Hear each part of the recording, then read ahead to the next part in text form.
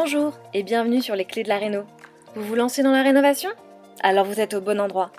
Les clés de la réno, c'est le podcast qui vous accompagne tout au long de votre projet pour aménager et décorer la maison ou l'appartement qui vous correspond. Je suis Alison, aujourd'hui architecte d'intérieur et décoratrice. Je vous propose ici mes conseils et mes astuces pour transformer votre projet en un intérieur beau, chaleureux et fonctionnel dont vous serez fiers. Je suis passée par là. Je sais ce que c'est que de devoir gérer une rénovation en plus de son quotidien. C'est pas toujours une partie de plaisir, mais ça en vaut tellement la peine au bout du compte. Seul ou avec un invité, laissez-moi vous aider à simplifier les étapes, vous apporter les clés dont vous avez besoin pour que votre projet se passe au mieux. Imaginez, vous saurez enfin par où commencer et comment faire les bons choix. Retrouvez-moi aussi sur Instagram, c'est tout simplement les clés de la réno podcast pour encore plus de partage et de retour d'expérience. Allez, on y va ?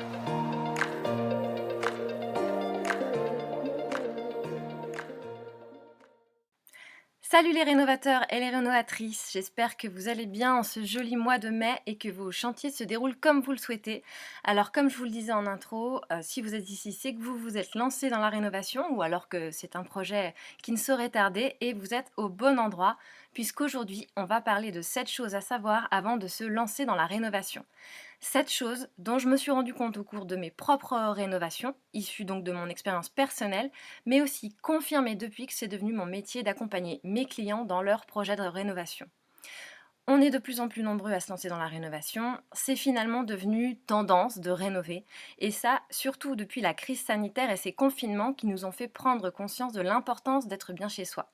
Et oui, en 2022, 35% des Français envisagent de rénover leur logement, c'est 5% de plus qu'en 2020, et le nombre de transactions immobilières a atteint des records l'année dernière, bien que le marché soit des plus tendus, avec peu de biens à vendre et des prix au mètre carré hors d'atteinte. Ceci étant dit, se lancer dans la rénovation n'est pas une mince affaire, parce qu'on le sait, une rénovation, suivant l'ampleur du projet, ça peut être long et compliqué, mais c'est aussi, et heureusement, beaucoup de satisfaction personnelle et de joie au bout du compte. C'est la fierté de se créer un intérieur à son image. Comme j'aime bien le dire à qui veut l'entendre, c'est une aventure, et oui, vous ne le savez peut-être pas, mais vous êtes des aventuriers. Parce qu'il faut bien le dire, il faut quand même une bonne dose de courage et de goût du risque pour se lancer dans ce parcours souvent semé d'embûches. Alors, comme un homme ou une femme averti en vaut deux, voici sans plus tarder ce que moi j'aurais aimé que l'on me dise avant de commencer. Alors, chose numéro 1, la rénovation d'une maison ou d'un appartement prend toujours plus de temps que prévu. S'il y a bien une chose à retenir quand on se lance dans un projet de rénovation, c'est qu'il prendra toujours plus de temps que ce qu'on imaginait au départ. D'autant plus en ce moment, avec les pénuries de matériaux et les plannings surchargés des artisans. On peine à obtenir des devis rapidement. Il faut donc prendre son mal en patience dès le début. Évidemment, ce temps diffère également si on réalise ou pas ses travaux soi-même, avec un travail à temps plein à côté, son propre planning d'avancement, à coordonner avec les interventions des artisans qui ont eux-mêmes du mal à honorer leurs engagements calendaires parfois. Bref, attendez-vous à ce que ça prenne plus de temps que prévu initialement et c'est parfaitement normal. Chose numéro 2. Combien c'est difficile de vivre dans une maison en travaux ? Et oui, comme c'est long et compliqué, on peut avoir à déménager alors que les travaux ne sont pas encore terminés. Parce qu'avoir un loyer à côté, le plus souvent en plus d'un prêt, ça coûte cher. Ou parce qu'on n'a pas toujours le choix quand on a vendu son précédent bien. Mais il faut savoir que vivre dans une maison encore en travaux, c'est difficile, surtout quand on a des enfants.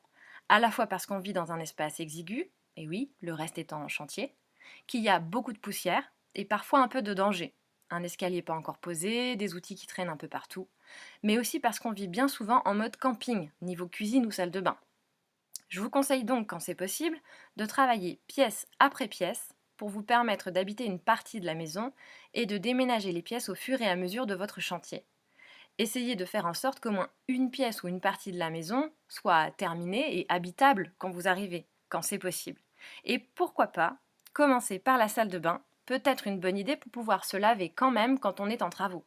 Vous verrez, c'est très appréciable. Vous pouvez dédier une pièce non finie au stockage de vos meubles et cartons, le temps de pouvoir vous installer convenablement. Chose numéro 3. Définir son projet précisément avant de se lancer dans les travaux de démolition.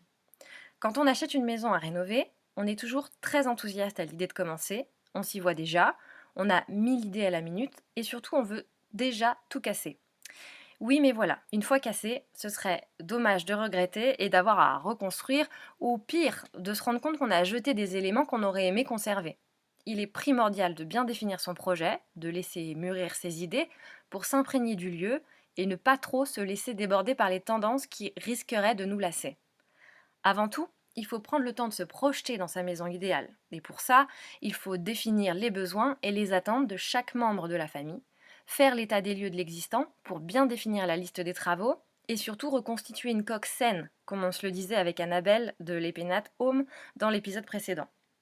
Il faut aussi éventuellement imaginer un nouvel aménagement et étudier sa faisabilité, avoir une idée précise de l'ambiance générale. En bref, il faut prendre le temps de bien définir sa vision personnelle pour avoir toute confiance en ses choix. Heureusement, le temps qui s'écoule entre le compromis et la vente nous permet en général de prendre ce recul indispensable. Chose numéro 4. L'importance d'anticiper son budget. Et oui, notre plus grande peur quand on se lance dans un projet de rénovation, c'est le suivi du budget et les imprévus financiers qui sont liés à tout projet de rénovation. C'est complètement normal, des imprévus sur un chantier, il y en a toujours. Et on ne s'invente pas chef de chantier du jour au lendemain. On ne maîtrise pas non plus les coûts de certains travaux et matériaux, d'autant plus en ce moment avec la flambée des prix.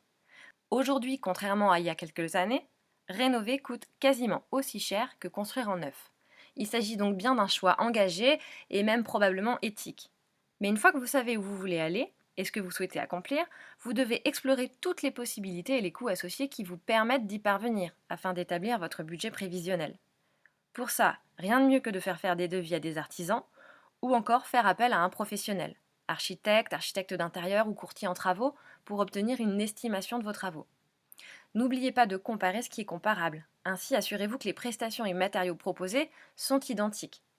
Et pour ce qui est de la difficulté d'avoir une vision claire de son budget global, je conseille toujours à mes clients de prévoir une enveloppe dédiée aux imprévus, avec un pourcentage, souvent compris entre 5 et 10% du budget estimé. Ça vous aidera à relativiser au fur et à mesure de l'avancée des travaux et à piocher dedans quand c'est nécessaire. Chose numéro 5. Le temps libre nous manque cruellement. Quand on s'engage dans une rénovation et qu'on fait beaucoup de travaux par soi-même, on n'a plus beaucoup de temps libre. Normal. Vous l'aurez probablement anticipé, mais malgré tout, on a du mal à réaliser avant d'y être réellement confronté. C'est comme un tunnel. On y passe nécessairement tous ses week-ends, voire ses soirées, et la priorité va être de maintenir un certain équilibre entre vie de famille et vie de chantier. C'est donc la vie sociale qui peut prendre un coup pendant la durée des travaux. Mais pas de panique.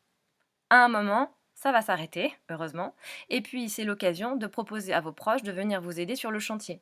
Ils seront d'ailleurs d'une aide précieuse et vous apprendrez très vite à ne plus vous passer d'eux. Chose numéro 6.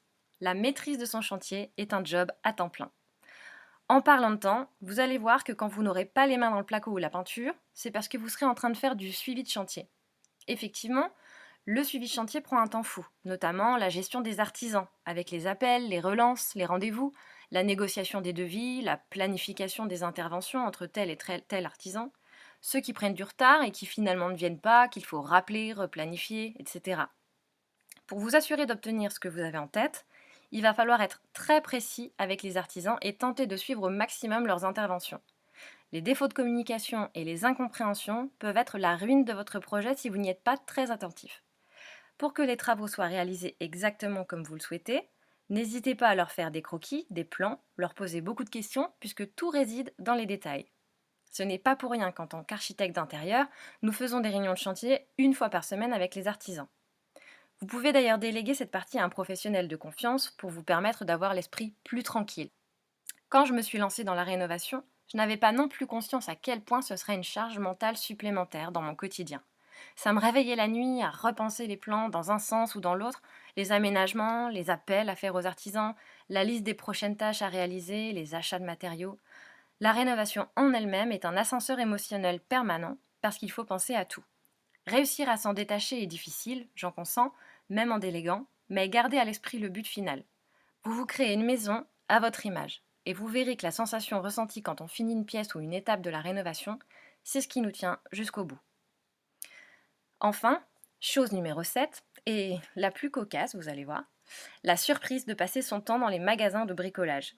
Et oui, passer des journées entières à ranger, à trier et à nettoyer le chantier, mais aussi à parcourir les magasins de bricolage parce qu'il manque toujours quelque chose. Ça donne l'impression de perdre un temps fou et que pendant ce temps-là, le chantier n'avance pas. C'est frustrant, mais en fait, on y passe tous, si ça peut vous rassurer.